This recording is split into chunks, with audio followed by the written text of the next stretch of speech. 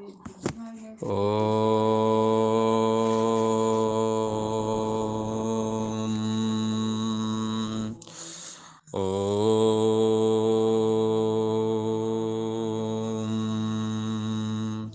गुरु ब्रह्मा गुरु विष्णु गुरुदेव महेश्वरा गुरु साक्षात् परम ब्रह्म तस्मै श्री गुरुवे नमः।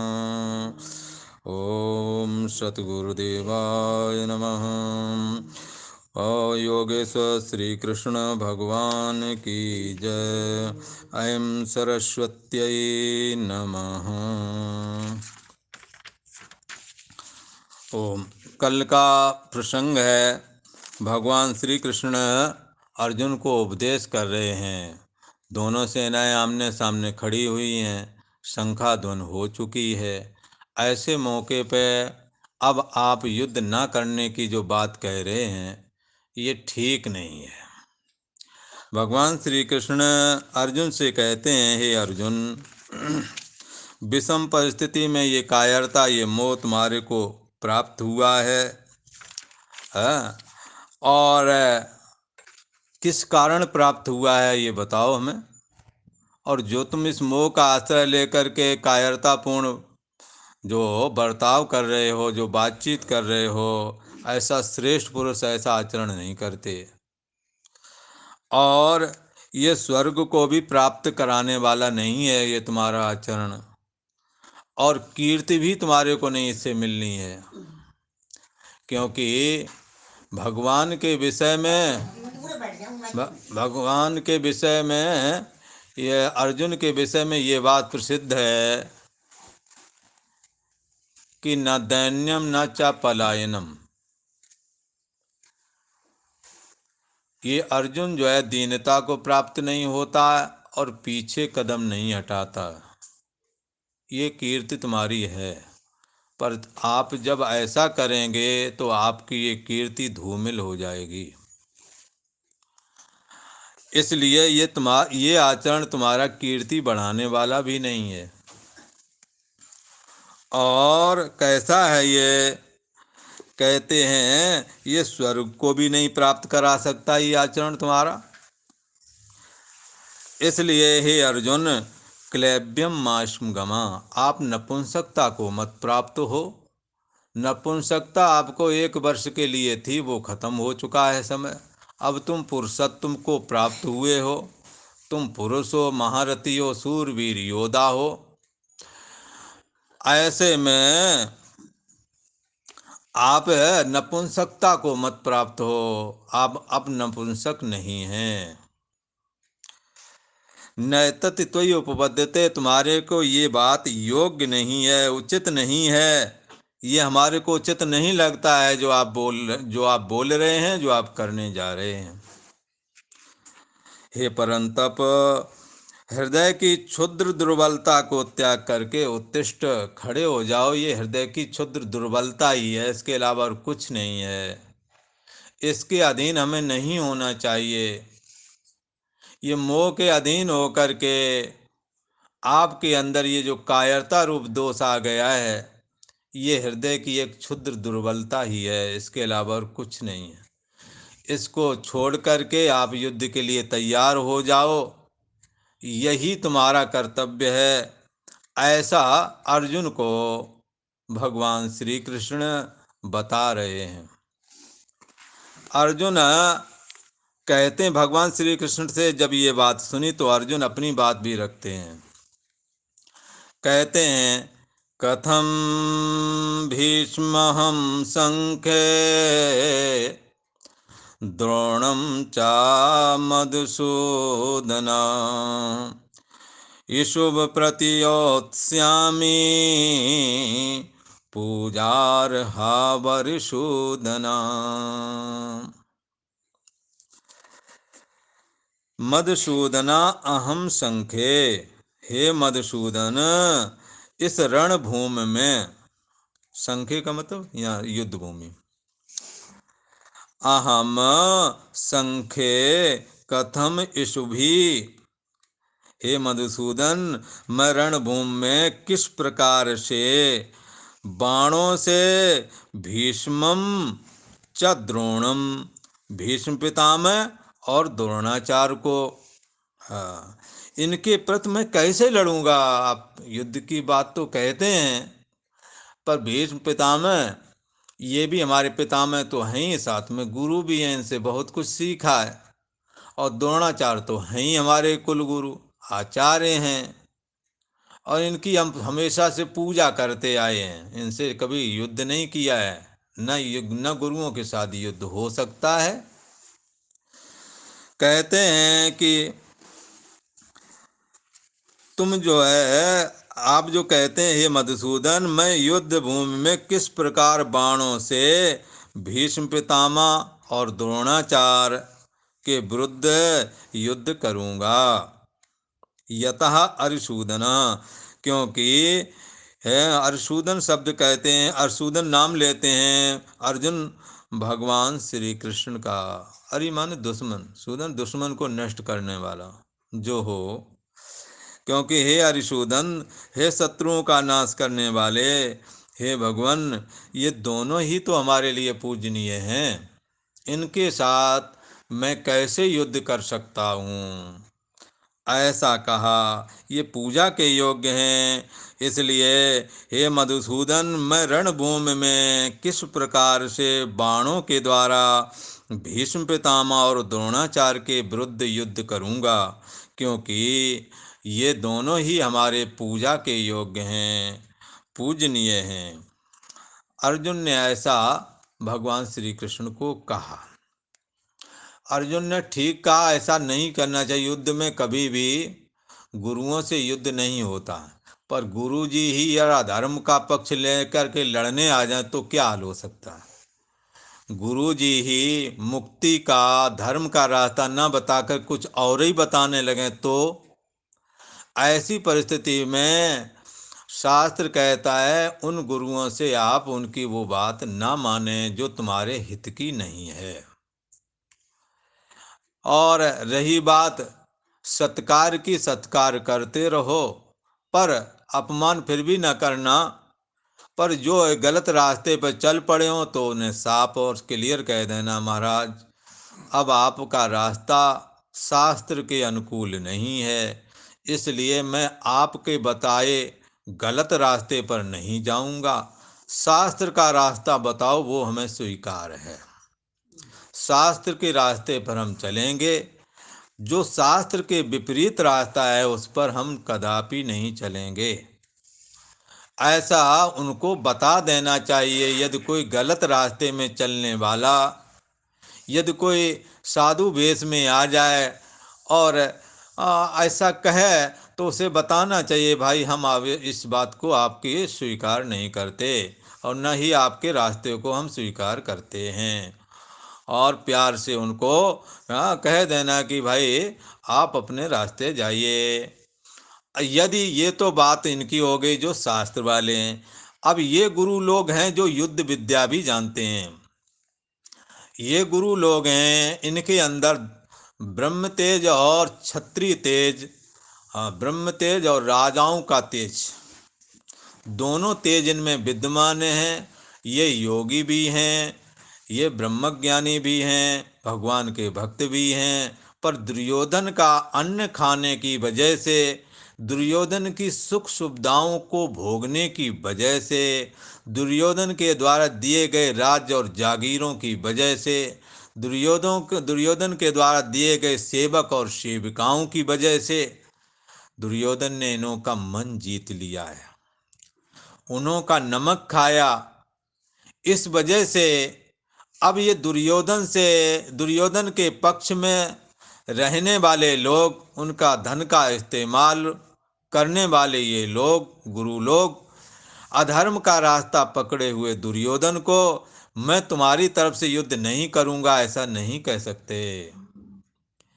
इसलिए मन ना होने पर भी, उनकी आत्मा गवाह नहीं दे रही तो भी इस दुर्योधन का हमने नमक खाया है, इनकी सारी सुख सुविधाएं ली हैं। इसलिए इस राजा दुर्योधन का यद्यप हमारा दिल नहीं करता मदद करने का तो भी मैं मदद करूंगा, ऐसा इरादा रख करके ये दुर्योधन की तरफ से युद्ध करने के लिए ये महान तेजस्वी ब्रह्म तेज से संपन्न गुरु द्रोणाचार्य और ब्रह्म तेज से संपन्न गुरु कृपाचार्य जी और उनके द्रोणाचार्य जी के पुत्र महान तेजस्वी अश्वत्थामा, ये उनकी तरफ से युद्ध करने के लिए दुर्योधन की तरफ से आए हैं। और हमेशा से ये बात चली आ रही है और चलती रहेगी कि गुरुओं के साथ कभी युद्ध नहीं होता, न ही करना चाहिए।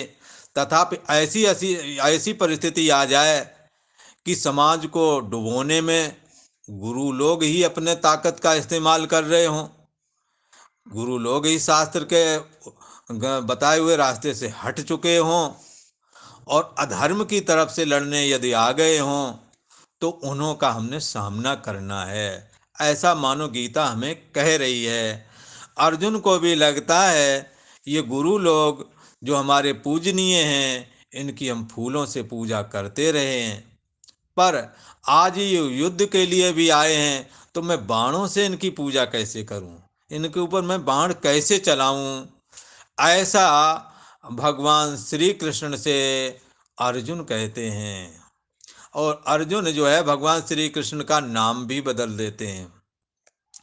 अर्जुन भगवान श्री कृष्ण का नाम बोलते हैं अरिसूदन। हाँ, अरि माने शत्रुओं का नाश करने वाले।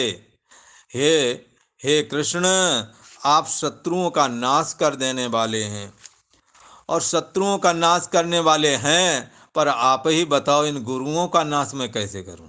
ये शत्रुओं की ओर से आए हैं, इसलिए शत्रु तो कहने योग्य हैं ही हैं, क्योंकि शत्रुओं की ओर से लड़ने आए। पर ये गुरु भी हैं, इनसे हमने सब कुछ सीखा है, अब मैं क्या करूं, बुद्धि मोहित हो रही है, ऐसा अर्जुन कह रहा है। ये दोनों ही पूजनीय हैं, ये बात अर्जुन ने भगवान के सम्मुख रखी। अच्छा, एक बात और आपको मैं क्लियर करूं, यदि ऐसी परिस्थिति हमारे आपके जीवन में आए तो हमें क्या करना चाहिए।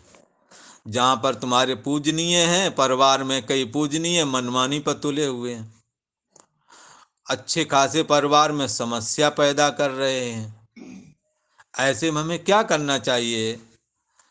ऐसे में यही करना चाहिए जो अर्जुन कर रहा है। अर्जुन जो कर रहा है ना, तो वैसे ही करना चाहिए। हमने भगवान के पास जा कर के और जहाँ तुम्हारा घर में स्थान हो वहाँ निवेदन करो, हे भगवान, अब हम तो सच्चाई का रास्ता पकड़े हूँ, पर ये हमारे से बड़े लोग हैं, ससुर लोग हैं, जेठ लोग हैं, यही जब गलत रास्ता पकड़ रहे हैं तो अब क्या कर सकते हैं। हमारे पिता हैं, अब तुम पता है कि पिता गलत बोल रहा है और लड़के को मालूम है ये झूठ बोल रहे हैं, अब क्या करें। ऐसी परिस्थिति में भगवान से कहो इनकी बुद्धि शुद्ध कर दो, इनसे लड़ सकते नहीं, इनसे कहना अपराध है, इनसे लड़ना झगड़ना अपराध है, इसलिए हमें कोई मार्ग दिखाओ, इनकी बुद्धि शुद्ध करो कि ये सही बात बोलें। ऐसा परमात्मा से प्रार्थना करो मन से जा करके, भला वो आपकी समस्या सुलझ जाएगी। ऐसा नहीं समझना कि सुलझेगी नहीं।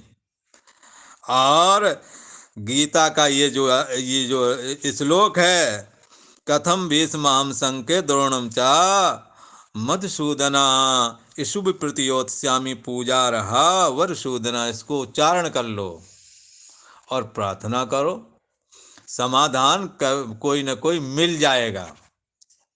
आप सच्चाई के रास्ते पर रहो और मर्यादा में रहो। ऐसा न हो गलत की वजह से तुम भी मर्यादा तोड़ दो, वो तो तोड़ने उतारूं, तुम अपनी मर्यादा मत तोड़ो। कोई भी परिवार में परिवार के सदस्यों में कोई भी धर्म में डटा रहेगा, परिवार बचा रहेगा। सारे एक तरह के हो जाएंगे, परिवार डूब जाएगा। जैसे दुर्योधन के यहाँ धर्मात्मा केवल एक विदुर रह गए थे, बाकी सब लोग दुर्योधन की बात कहने में लग गए, कुछ मौन हो गए, कुछ दुर्योधन की बात कहने लगे। जैसे भीष्म पितामह द्रोणाचार्य ने जब देखा हमारा कोई बस नहीं चलता, अधिकार धृतराष्ट्र का है, उसके बाद दुर्योधन का है। ना धृतराष्ट्र बोल रहा, दुर्योधन तो द्रौपदी का चीरहरण करने में आदेश ही दे दिया दुशासन को, इसका चीरहरण करो, इसके कपड़े हटाओ। तो उन्होंने कहा हमारे पास, मैं तो इनके अधीन हूं, मैं क्या आदेश करूं। महामंत्री विदुर जी, जो महान धर्मात्मा और संत थे, उन्होंने कहा चीख चीख करके, ये गलत हो रहा है, ऐसे नहीं होना चाहिए। हे महाराज धृतराष्ट्र, इसे रोको। तुम्हारे को इतिहास क्या कहेगा, लोग क्या कहेंगे। ये तुम्हारे ही पुत्रों की बधू है, तुम्हारे ही भाई पांडवों को, जो पांडु हैं उनके जो पुत्र पांडव हैं, उनकी ये पत्नी है, इसे रोको। फिर वो विदुर जी को थोड़ा क्रोध हुआ। उन्होंने कहा हे राजन, मेरी साप और दो टूक सत्य वचन सुन लो, भले ही कड़वे में हो। तुम्हारा वंश डूबने वाला है, तुम्हारा ये वंश नष्ट होने वाला है। जैसे पेड़ की कोई टहनी पेड़ का बैलेंस बिगाड़ रही हो, तो उस टहनी को काट देना चाहिए। ऐसे ही दुष्ट पापात्मा दुर्योधन को तुम अपने राज्य से निकाल दो, वरना तुम्हारा सारा वंश नष्ट हो जाएगा। इतना जब कहा तो दुर्योधन ने कहा था, अरे अरे देखो तो सही, ये हमारे ही टुकड़ों पर पलने वाला ये दासी पुत्र विदुर, ये हमारे पिता से हमारे निकालने की बात कह रहा है। अरे कोई है यहाँ, इस दुष्ट पापी को यहाँ से निकालो, जो हमारे विरुद्ध बोलता है। ऐसा विदुर जी के लिए कहा, जो महान धर्मात्मा थे, जिन्होंने कौरव वंश को बचाने का यत्न किया, जिन्होंने धर्म की सत्य के पक्ष की बात कही। तब विदुर जी ने कहा, तुम मुझे क्या निकालोगे, मैं स्वयं निकले जाता हूँ।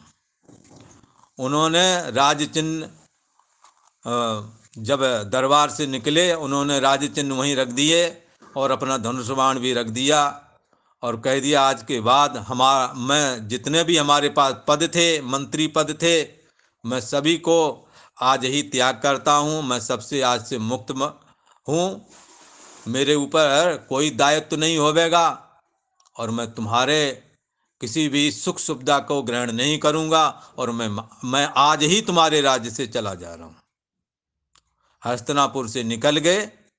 विदुर जी तो निकल गए, मानो कौरवों के सारे पूर्ण ही खत्म हो गए, मानो उसी दिन से कौरवों के नाश होने का क्रम चालू हो गया। विदुर जी जब तक धर्मात्मा रहे, कौरव वंश बचता रहा। भगवान श्री कृष्ण संदेश भेजते रहे, तुम हे धृतराष्ट्र, तुम कौरवों के पांडवों के प्रति अन्याय मत करो। तुम्हें जो राज्य प्राप्त हुआ है, ये तुम्हारे भाई जो पांडु हैं, उनकी मृत्यु होने के लिए तुम्हें कार्यवाहक राजा बनाया गया था, न कि हमेशा के लिए। अब तुम पांडवों के साथ अन्याय करते हो, उन्हें लाक्षागृह में जलाने की कोशिश करते हो, पर वो बच जाते हैं। तुम्हें ऐसा नहीं करना चाहिए। तुम्हें अपने पुत्रों में और भाई के पुत्रों में समान बर्ताव करना चाहिए, और ऐसा तुम नहीं कर रहे हो। विदुर की होने की वजह से ये समझाए बुझाते जाते रहे, पर जैसे ही विदुर हट गए, लास्ट में जाकर भगवान श्री कृष्ण स्वयं गए। उन्होंने कहा, हमारी बुआ के पुत्र जो ये पांडव हैं, ये महाराजा पांडु के पुत्र हैं, उन्हीं का ये साम्राज्य है और तुमने ले लिया है। अब तुम जो है, मैं चाहता हूं कि तुम सब लोग शांति से और प्रेम से रहो, तो युद्ध आदि से हम लोग बच जाएं, नहीं तो युद्ध की विभीषिका में सब लोग जल जाओगे। इसलिए मैं तुमसे पांडवों के लिए 5 नगर मांगता हूं और वो उन्हें दे दो, शांति से रहो, उनका भी अपना काम चलता रहे। तब दुर्योधन ने कहा, हे केशव, मैं युद्ध के बिना अब सुई की नोक के बराबर भी भूमि नहीं दूंगा। ऐसा कहा था। और ये बात तब हुई जब विदुर चले गए। समझ में आया नाश का काम कब चालू हुआ? जब विदुर जी चले गए। रामायण में भी यही हुआ है। जिस घर में, जिस परिवार में व्यर्थ में ही साधु संतों का अनादर होता है, वो आज न सही कल को डूबेंगे। जो हित चाहने वालों पर भी व्यंग करते हैं, हित चाहने वालों पर भी नफरत प्रकट करते हैं, उन्हें क्रोध दिखाते हैं अपना, आज न सही कल वो डूबेंगे। कर्म किसी का पीछा नहीं छोड़ता, इसलिए हमें चाहिए परिवार के में रहने वाले, तुम्हारे परिवार में भी बहुत सारे साधु पुरुष होते हैं, साधु स्वभाव के होते हैं। धीमी और दबी आवाज से कोई तुम्हें अच्छी सीख देते हैं, उस पर आप गर्म हो जाते हैं, उसके लिए आपकी जबान नहीं फूटती है। वैसे तुम लंबी लंबी बात करोगे, उसकी बात मानो, वरना वो नहीं रहेगा तो तुम हर जैसे दुर्योधन के यहाँ से विदुर जब चले आए तो कौन रहेगा? कर्ण रहेगा, दुशासन रहेगा, दुर्योधन रहेगा। इनको रोज उठपटांग करना है, कोई इनसे ये भी कहने वाला नहीं तुम क्या कर रहे हो। यही परिवार में होता है। बड़े बुजुर्ग मुखिया वर्ग सच्चाई की बात कहते हैं, आप मानते नहीं, नकारते हैं और कुपित होते हैं उन पर, वो बोलना बंद कर देते हैं या कहीं जाने की सोचने लगते हैं। बाद में जो बंटा ढार होता है वो सभी को मालूम है। इसलिए ऐसा अपने परिवार में कभी नहीं होने देना। अपने जो साधु पुरुष हैं उनकी हर बात मानो, अपने बुजुर्गों की मानो, और वरना ये समय किसी को क्षमा नहीं करता। आगे चलकर तुम्हारे को वही समय आने वाला है, आपकी भी कोई नहीं सुनेगा। इसलिए भगवान श्री कृष्ण जाते हैं शांति दूत को, जब उन्होंने नहीं माना, भगवान श्री कृष्ण का अब युद्ध तय है और दोनों तरफ सेनाएं जुटी हुई हैं। और भगवान श्री कृष्ण से अर्जुन अब ये बात कहते हैं कि बड़ा विषम परिस्थितियां आ गई हैं, अब गुरु लोग भी सामने खड़े, मैं कैसे युद्ध करूं। और दलील भी देते हैं, क्या कहते हैं? गुरून् हत्वा हि महानुभावान् श्रेयो भोक्तुं भैक्षमपि यलोके हत्वार्थकामास्तु गुरून्निहैव भुञ्जीय भोगान् रुधिरप्रदिग्धान्। कहते हैं महानुभावान गुरून् आहत्वा, महानुभाव गुरु लोगों को हमारे द्वारा ये मरण को ना प्राप्त हो। अर्जुन ऐसा कह रहा, महानुभाव गुरु लोग, या महानुभाव गुरु लोग के क्या अर्थ आपने करना है कि आपके यहाँ भी बड़े बुजुर्ग हैं, वो हमारे द्वारा अपमानित ना हो। भला आपके जो बहन हैं, आपकी जो बेटियां हैं, उनके दामाद हैं, उनके बच्चे हैं, बहन बहनोई हैं, हमारे द्वारा अपमान को ना प्राप्त हों। समझ में आया? यहाँ तो युद्ध की बात है, पर तुम्हारे यहाँ भी तो महाभारत है ना। ये महाभारत लगभग हर जगह है। इसलिए अब तुमने क्या करना है, तुम भी अपना एक नियम बना लो, हमने अपने बहन बहनोई आदि है इन्हें सत्कार करेंगे। भला जो बेटियां हैं उनके जो हैं उनका सत्कार करेंगे, अपमान नहीं करें। यदि वो कहते हैं तो एक हल है, उनसे मत बोलो। पर पता लगे वैसे ही लड़ने लगे जैसे पड़ोसियों से लड़ते हैं, तो तुम्हारी उनकी क्या, फिर तुम्हारे काय बात के नातेदार। अरे लड़ो मत, ये का आज ना सही कल उनका कुछ होवेगा, वो भी तुमसे बैठेंगे, तो कल को मिलने के लिए जगह तो छोड़ दो। इतना क्यों बिगाड़ रहे हो कि सड़क पे मिल जाए तो तुम राम राम नहीं कर पा रहे हो? क्यों बिगाड़ रहे हो? आखिर है तो तुम्हारा रिश्ते। हमारे पहले के पुराने बुजुर्गों ने कभी भी अपने रिश्तेदारों से बिगाड़ा नहीं। ये रिश्तेदार धीरे धीरे जैसे पुराने पत्ते झड़ जाते हैं, नए आ जाते हैं, ऐसे रिश्ते पुराने होने पर अपने आप थम जाते हैं, नए रिश्ते चालू हो जाते हैं। तुम इतना तो जल्दी तुम्हें क्या है कि तुम तोड़ना चाहते हैं ना, बहन को बुलाना चाहते हो। हाँ, भाइयों को तो पहले से ही दुश्मनी है, वो भी तुम्हें दुश्मन देख रहे हैं। अरे उन्हें बुलाओ, वो तुम्हारे हैं, भाई तुम्हारे हैं, उन्हें बुलाओ। कबीले से अलग हो जाओगे, कुटुंब से अलग हो जाओगे, नए जो जोड़ोगे ना, वो तुम्हारे वैसे नहीं जुड़ पाएंगे जैसे तुम्हारे खून से जुड़े चले आए। इसलिए नए रास्ते मत बनाओ, पुरानी सड़कों की मरम्मत करते रहो। नई सड़कें तुम बनाओगे, उतनी मजबूत बुनियाद नहीं रख पाओगे। ये सड़कें ठुकी पिटी हैं, पहले से रोलर इन पर चले हुए हैं। इन पर आप काले डामर डालो, ये मजबूती पकड़ जाएंगे, पर आप उनको तोड़ करके नई सड़क बनाना चाहते हो, उस पर रोलर अभी चले नहीं हैं। ये पुराने संबंध रूपी जो रोड हैं, इन पर रोलर चले आ रहे हैं मनु महाराज के समय से, लाखों लाख वर्ष पहले से ये संबंध निभाए जा रहे हैं। क्या आप समझ जानते हैं, ये संबंध यदि आप नकारेंगे तो नए संबंध तुम्हारे काम आवेंगे क्या? मुश्किल है, नहीं है। हो सकता है 100 में 2-4 के काम आ जाए, जैसे लव मैरिज 100 में 2 ही 4 10 की सफल होती है। ज़्यादा सफल होने वाली विवाह शादियाँ कौन सी हैं? जो माता पिता के राजी से, परिवार वालों की राजी से, एक तरफ से बारात आ रही, एक तरफ से पूरे परिवार, संबंधी, कुटुंब, नाते रिश्तेदार सब जुड़े हैं, उधर से बारात आ रही, उनके नाते रिश्तेदार, लड़का लड़की पर कम से कम 150-150 इधर, 150-150 लोगों का वजन है दिमाग पे कि अब हमारी ये पत्नी है, ये हमारा पति है। एक का वजन हटाएगा, 2 का वजन हटाएगा, 3 का हटाएगा, जिंदगी भर वजन हटाता रहेगा तो भी तलाक नहीं हो पाएगी। पर तुमने एक दूसरे का, लड़का का लड़की के ऊपर, लड़की का लड़का के ऊपर जो वजन है लंबैरिज वाला, जिस दिन मन में कोई दबाव पड़ा उसी दिन तलाक। हम नहीं तुम्हें मानते, ठीक है। ये कौन सी बात रही भाई? ये पुरानी नई सड़क तुमने बनाई कि नहीं बनाई? इस पर रोलर नहीं चला था, ये मजबूत बुनियाद पर नहीं थी, टूट गई तुरंत ही। ये पुरानी सड़कों पर बाप दादे चलते आ रहे, ये मजबूत है, इसी पर चलो। नए नाते जोड़ने का विरोध नहीं, जोड़ो, पर इसलिए नहीं जोड़ो कि पुराने हमारे को देखने को ना मिले, इनसे छुटकारा मिल जाए। पुरानों से जुड़ ना सकोगे, नए भी साथ छोड़ जाएंगे।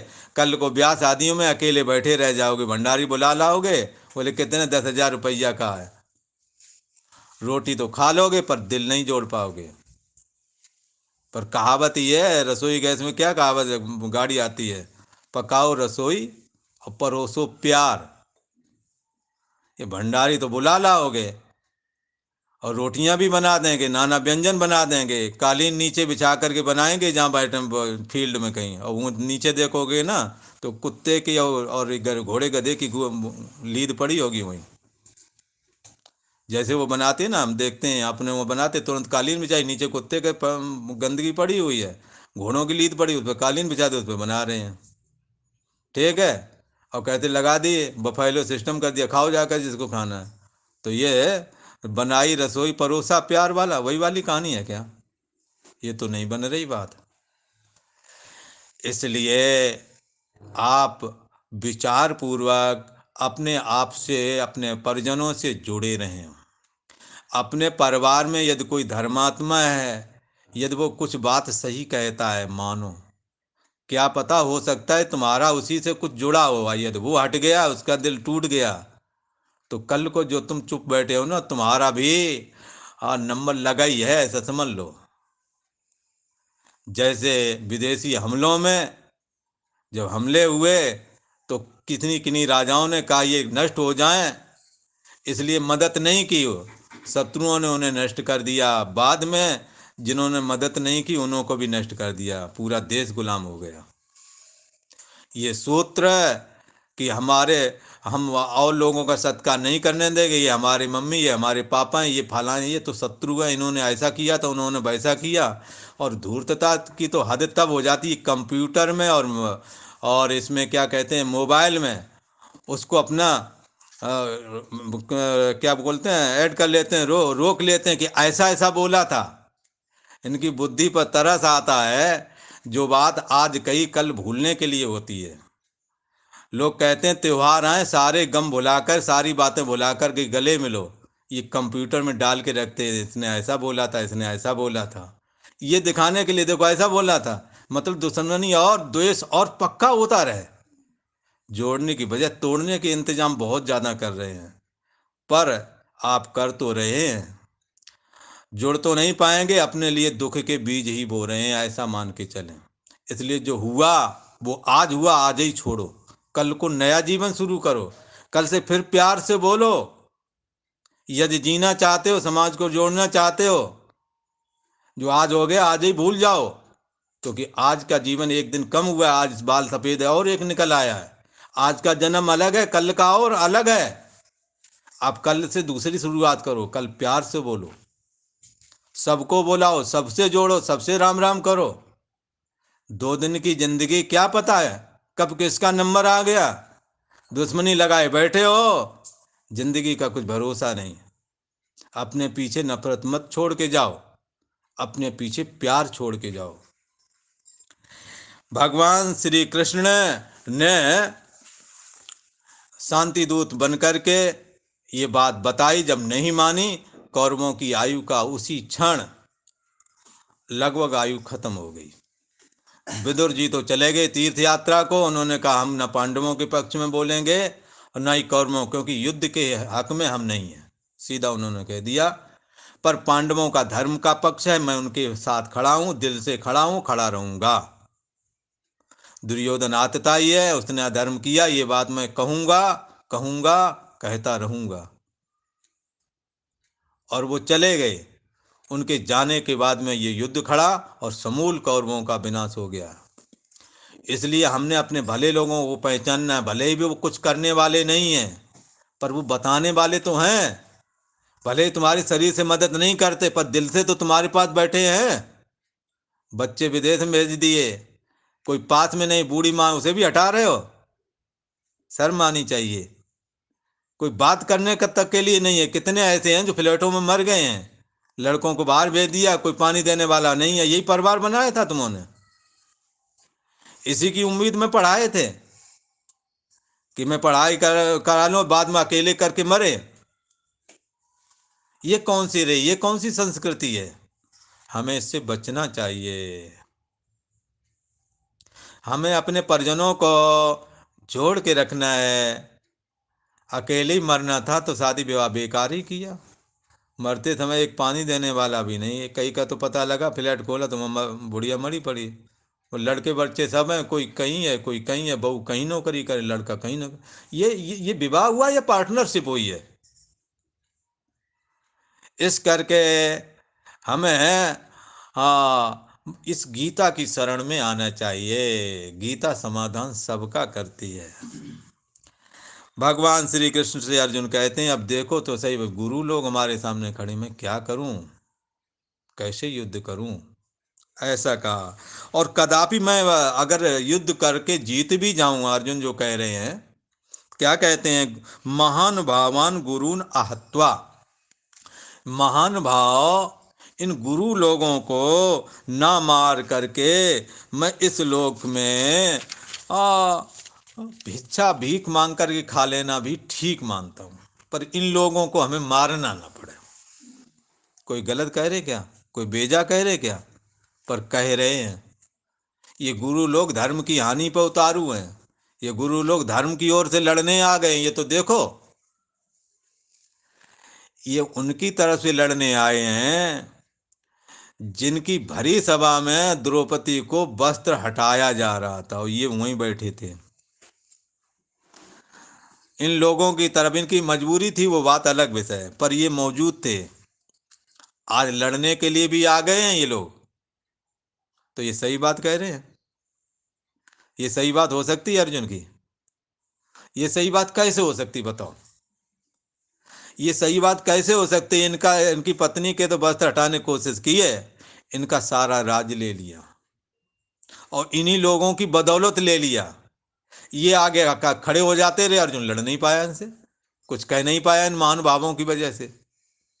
लाक्षागृह में जलाए जब उस समय भी अर्जुन चाहते, दोनों अर्जुन और भीम, और युद्ध के लिए तैयार हो जाते, तो फिर सबसे पहले सामना किससे होता?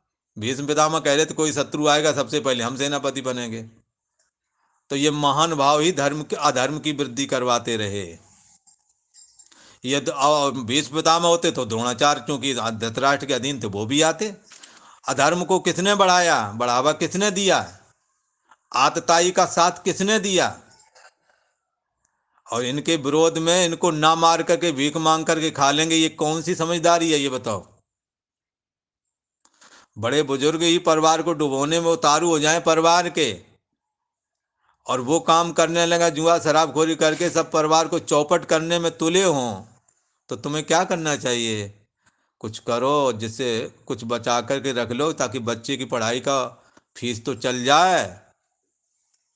कुछ तुम भी दिमाग लगाओ। जैसे पांडवों ने लाक्षागृह जलाया तो वो सुरंग बनाकर निकल भागे, और तुम्हारे यहाँ ये इनसे कैसे बचें? ये मुखिया भी हैं और आतताई भी हैं, दोनों दोनों काम इनके अंदर हैं, तो कैसे बचोगे? कुछ दिमाग लगाओ। घर में तुम चाहो आदि पत्नी जो चाहे ना, सब कुछ कर सकती है, उन्हें को हाँ?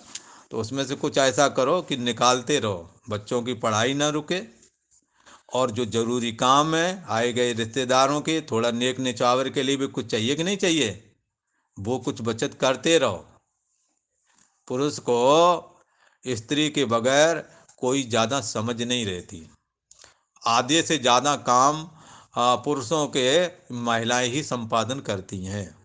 इसलिए महिलाएं अगर चाहें परिवार को बचा लें और चाहें वो बर्बाद कर लें। इसीलिए अपनी बहन बेटियों से, बेटों को भी हम क्या संस्कार दें, ये माताओं के ऊपर निर्भर है।